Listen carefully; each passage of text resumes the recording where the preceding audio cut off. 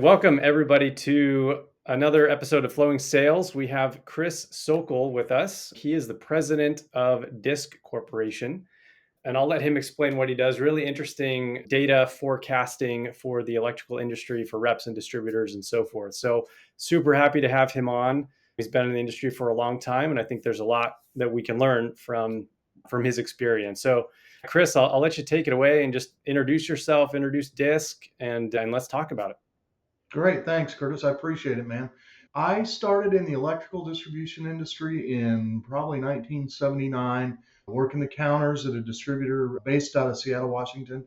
I was actually in a branch office in Spokane, but I spent my whole career in the electrical distribution industry. And along the way, I became vice president of business development and found out about the DISC tools and became a client of Discs for quite a few years.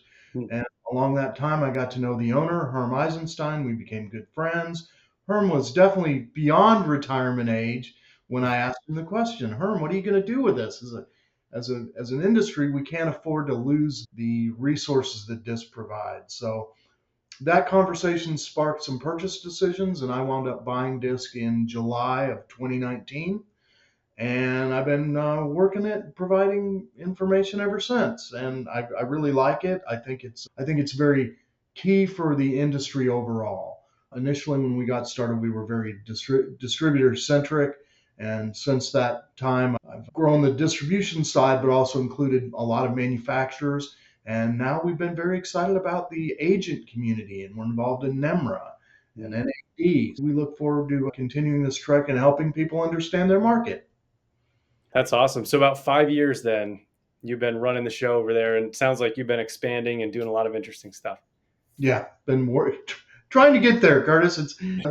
Change is never easy, but it is coming. That's great. Yeah, I mean, business takes time, and to do it right. So that's it. Well, let's talk about some of the things that DISC does. I know you guys have a product called Data Search, so maybe we can start there and just let's really dig into what it is, what the value is, how people actually use it, right, to make decisions and to improve their business. I'd love to hear some of those details. All right. So really, when we look at individual tools, we have to talk about them in concept of the entire package and what we do. So DISC, our mission really is to answer four questions. What's the size of the market that you're participating in? What is your percentage of market share? Where am I missing out? Where can I go for opportunities? And do I have the resources aligned or in place to go after that gap? So data search was developed to provide information nationally, the state and the county level. That tool provides custom territories, product market sizing, and the ability to remove inflation from your analysis if you want to do that. But that's really the data search tool answers the first two questions. What's the size of my market and what's my percentage of market share? It allows members of the community to measure their performance and plan for the future. That's kind of data search in a nutshell. Got it. So to get that, so the size of the market comes and that's broken down, like you said, by lots of, you can get pretty granular with it, right? Like down to the county, down to the state, FIPS codes, NAICS codes, is that right? The NAICS codes piece falls in the market track, and market track provides insights into dollar spends by end user industry.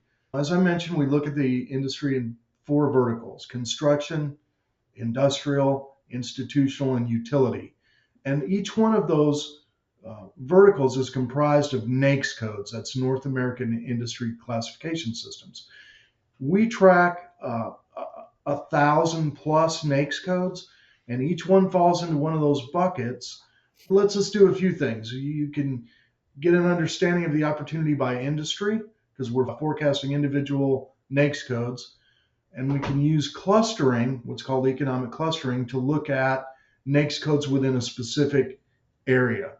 Let me just give you a quick example. If I'm in the automotive stuff, if I'm selling light bulbs and wire and cable to automotive producers, all of a sudden, maybe I should be thinking about people that make trailers, boat trailers, trailers for cars, semi-tractor trailers, mobile homes, all that kind of stuff, because the NAICS codes are all going to start with the same 2 digits. So that's economic clustering. I've already got the market knowledge for the area I'm servicing. So if I use the disk data, the NAICS data, I'm able to retarget my efforts into areas where I already have expertise that I may not have awareness of what exactly the industry sizing is.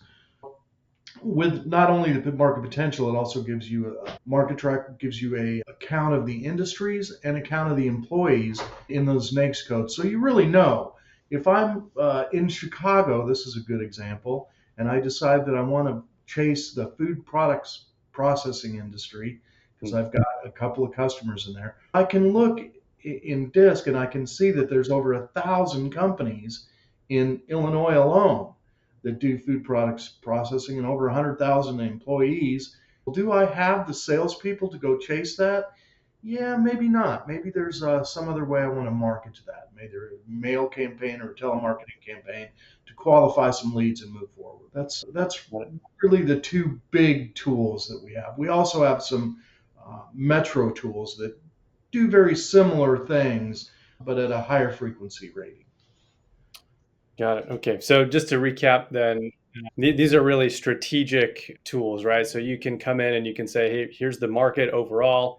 Here's my share of the market. I'm assuming they have to maybe mix their sales data to Yeah, understand what their share is, and then they can see how much they captured, right? But then so they know, did we get all that we wanted? Is there more opportunity? But what you said then was really interesting because then you can not only I guess the NAICS categories or places where you're already looking at, but if I understand right, then you can also then see things that are very similar to those things in those territories you have that maybe you haven't thought of or you haven't gone after. And you can say, hey, there's like a big opportunity there.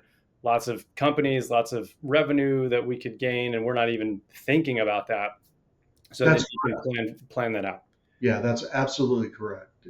And those things become very valuable in sales planning. And the other thing that I talk about with these two applications is that data search is often executive level up. Hmm. What's the size of the market? What's our percentage of share? And then the market track data works for sales planning. So sales managers down. Where are we going to target our effort? What makes sense? And it is very helpful for manufacturers that have specific end user targets in mind. Where is that opportunity for us? So, Got yeah, it. Okay, and then you mentioned that's a good breakdown. So you kind of got both of those items there. And then you mentioned some other products like the monthly flash updates you have and maybe some other things. Let's dig into those a little bit. the monthly flash is just that. It's a flash report of economic monthly, quarterly flash report, forecast of key economic indicators, uh, Hmm. centered on the electrical distribution community. Uh, the backbone of that is really distributor sales and helping them understand, or helping the community understand what the sales potential is. We look at that by the served markets that we talked about, so industrial, construction, institutional, and utility, and then we break those down a little bit further. Construction is obviously residential and non-residential, so we look at what's going on in those, maybe what's happening in the infrastructure market, in the industrial side, where there might be some opportunity, or talk about maybe some changes are happening. Tariffs will be a subject on the industrial side coming up, I'm sure. The instant market, surprising after the down, after COVID, we talked about obviously office vacancies, but then during the recovery, we saw a very large uptick, and we talked about this in sports arenas, theaters, all of this stuff that were rushing to upgrade their systems and prepare for recovery. So we talk about all these opportunities and changes, and maybe there's some black swan events that happen in the industry. Hurricane can come through an area, or the fires in LA will be a topic of conversation in the flash. Um, we also provide a lot of the government key indicators in producer price indexes, copper, uh, census data on construction starts, and all that kind of stuff. And these they're invaluable for Business performance reviews, talking to staff, maybe board meetings, and they're widely read in the industry. Got it. So these are more like a report type of a product that goes over, what's been happening this past month. What are the highlights? What do you need to pay attention to? And maybe that serves to your point. You have the executive level planning, you have the sales manager level planning, but then these flash reports can come in and say, hey, you may need to tweak your Yeah, strategy a little bit because there's new information, right? that's exactly right.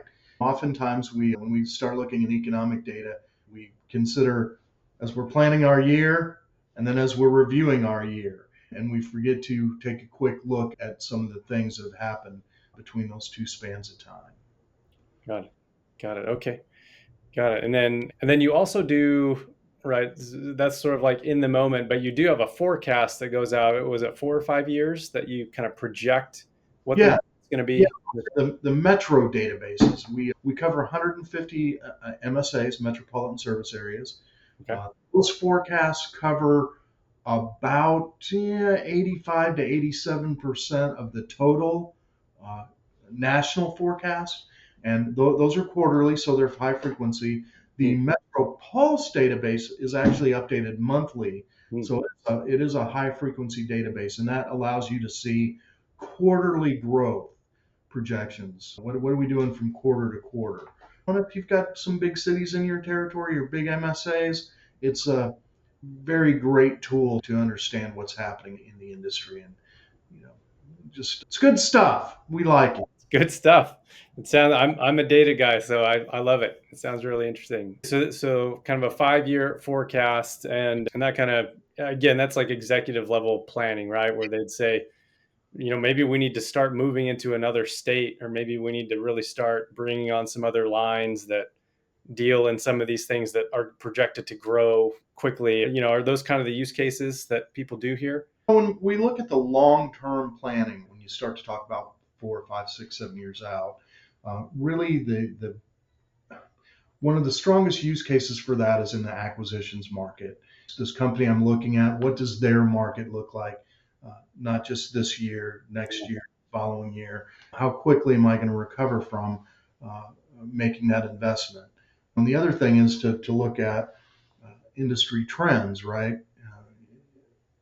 We start to talk about what's going on with the data center market, what's going on with the energy storage market, and we need to understand what those look like long term before we dump in a bunch of resources and inventory, and it just helps us make better decisions. Yeah, Yeah. that's interesting. And yeah, you mentioned one case, like a specific case where someone used this data. Do you have any other, I don't know, interesting stories or specific use cases you could share? Maybe not sharing any names or anything, but just so we can really understand in concrete terms how someone has used this information and got a result from it. That's a very complex question. Clear? We've been doing this since 1985. And when we started, as I mentioned, we were very distributor centric. All of the major electrical distributors use our data. Yeah, and I can mention them. We run them on our website: Graybar, Wesco, Sonepar, Rexel, CED, Crescent, many other large distribution companies, super regionals, locals. They use it.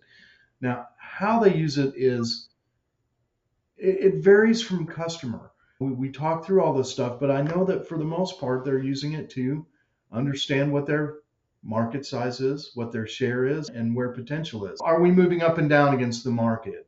Are we exceeding the market growth? We can look at this and measure performance by a company, by a region, by a branch, by a salesperson. If you want to build out the data in such a way, it becomes a useful performance benchmarking and coaching tool. That's probably the best use case I can think about for the data itself. Got it. Okay. Yeah. So the benchmarking, and then, I guess it helps you understand one thing that maybe comes to mind, and correct me if this isn't in line with what you were talking about, but perhaps, one way to measure a rep's effectiveness is just volume of sales, right? But then if you can actually compare sales rep in the context of the market that they're operating in, maybe someone has a really poor market, and someone has a really killer market, and so then maybe they have the same sales numbers, but one person had a really bad situation, right? The environment for sales was more difficult, and so you wouldn't want to ding that person as opposed to the other guy who had a bunch of wind behind his sails, right? Is that? That is very true. And we can talk about this in terms of the pandemic. Hmm. We had a terrible year, and then we had what appeared to be a fantastic recovery year. Inflation was 17 or 18% of that number. When people were touting, I've grown my business by 15. Well, you're 2% behind the market growth, right? Hmm. And that's true of anywhere you look. And when you can look at those numbers are really at the county level, is how granular we get with that. So you can see that next year, California will probably be outpacing on the construction side because of the rebuild, right? Hmm. And we'll probably see some growth in reshoring and onshoring in the industrial side. So Hmm. you're absolutely right. It's important to understand, where we're looking and what's going on, and how to take out the effects of inflation in our numbers so we can better see our performance. Got it. Yeah, and you mentioned you do that, right? So when your clients are looking at their numbers, it's adjusted for inflation, so they can see really like 5 years ago, 10 years ago versus now in real equivalent dollars. How are Yeah, we doing, right? yeah. We talk about current dollars, which are today's dollars, and Mm. then nominal dollars, which are inflation adjusted. And we index to the government. So currently we're indexing to 2017 non-inflated dollars or Mm. nominal dollars. So Talking about distribution and the reps and manufacturing industry in general in the electrical space coming into 2025 here. Do you see headwinds, tailwinds, generally speaking, from what you're seeing in all the data? What should we expect in this 2025? year, we should expect to be relatively flat to 24 Mm. because changes take time. And we're going to see a shift away from a lot of the green energy policies. I don't think they're going to completely evaporate. Certainly, we'll go back to a more fossil fuel centric environment. The one thing that will not change is the need for power for data centers. Mm. We're already running short on electricity, and this is going to be a big thing to watch, and especially for our industry. How are we going to tackle this? Are we going to add on to existing plants? Are we going to build more solar, more wind? Are we going to look at, there's been some speculation about small nuclear plants and bringing some of these back online. Keeping our pulse on or our fingers on the pulse of what's going on is going to be very important Yeah. for making the transition from one uh, set of rules to a new set of rules, right? Yeah. So Yeah, that's fair. What would you say if you could summarize? Do you see maybe what's the biggest opportunity versus biggest challenge you think the electrical industry is going to face? I don't really, I haven't gotten quite that granular yet. It's so new. Certainly, we have some forecasts out there. We talked about potential changes, but until we settle in for about another probably 6 or 8 weeks, um, we're going to be riding the same waves, the same tailwinds as we were coming in to the new administration. But it's going to come about midway through the year. We should have a better feel for exactly what's going to change. And it really starts with the follow the money thing, right? And even if we were to completely change fiscal policy today, for us in the electrical distribution industry, we don't see an impact for that for at least 6 months. If I decide to build a plant today, I've got to get funding, I've got to get through the environmental, I've got to dig a hole, I've got to put up some walls, and then I start to bring in the electrical. For us, it takes a little bit of time before these changes really materialize. Got it. Fair enough. Fair enough. That's why people need your market watch, right? Your flash updates. Yeah, What's happening yeah, 6 months from now? exactly. Awesome. Well, I know we're coming up on time. Anything just interesting where you talked about you've been in the business for, I guess, about 5 years now that you've been running DISC.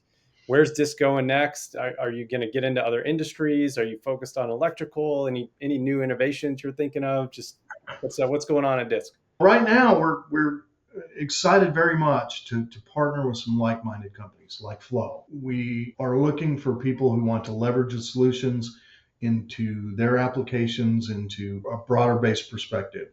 We've started to look at air conditioning and heating. We've started to look at industrial. I work a lot with David Gordon and the Channel Marketing Group to facilitate some of these things. We want to enhance our products and our manufacturer specific forecasts. And we'd also like to include some new AI and visualization Yeah.